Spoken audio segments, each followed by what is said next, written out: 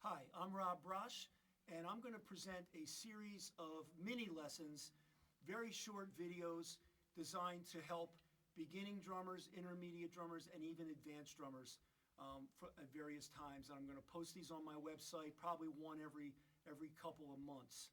So this very first one is going to talk about a very common concept called motion.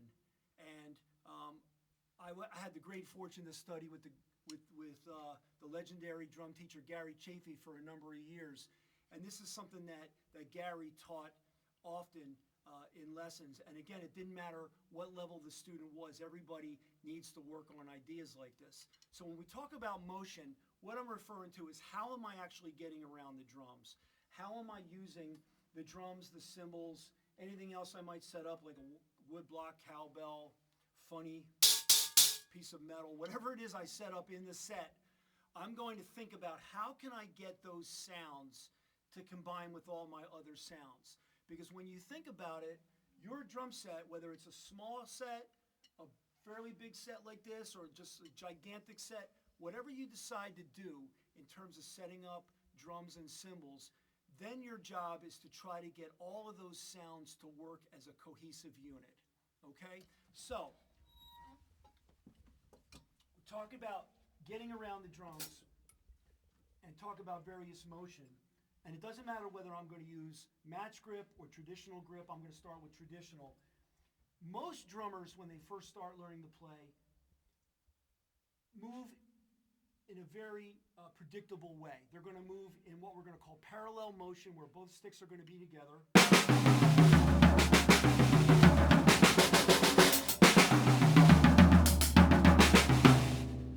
But they're often not going to go in the opposite direction.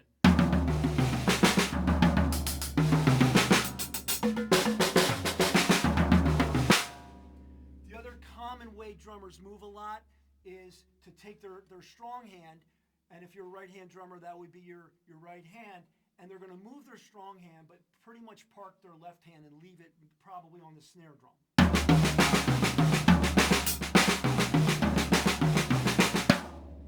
So often their weak hand is not being asked to participate much. So in this case, I'll park my strong hand on the floor tom and move my left hand around the drums.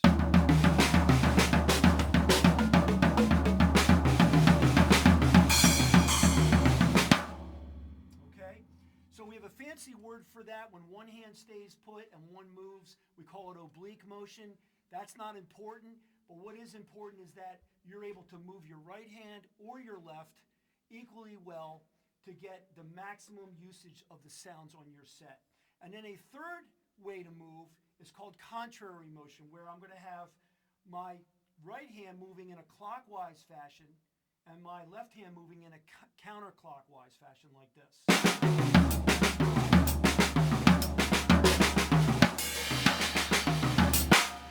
And then I can go the opposite of that.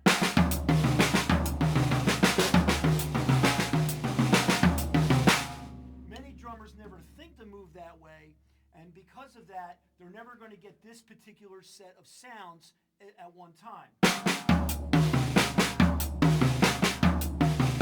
So the moral of this story is the more ways you can move around the drums, the more sound combinations that you can create. Okay? And a couple of other quick points before we leave. Number one, even if I'm moving a lot, from let's say this cymbal to that cymbal, or this mounted tambourine all the way over to this floor tom, I'm going to need my arms, right, to get me there. But I'm going to think of my arms as sort of like the public transportation that gets me around. But when I get there, I'm going to try to play as much as I can with my wrist.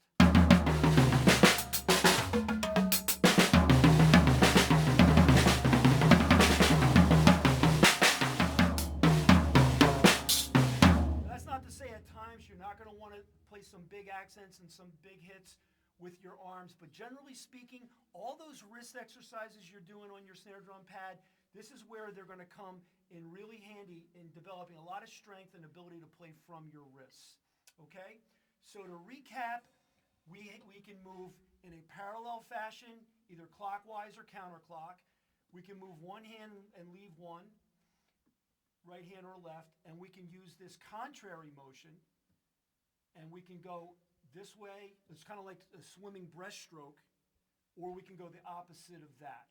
We want to fly low, meaning use those arms to get around, but use those wrists to actually do the playing.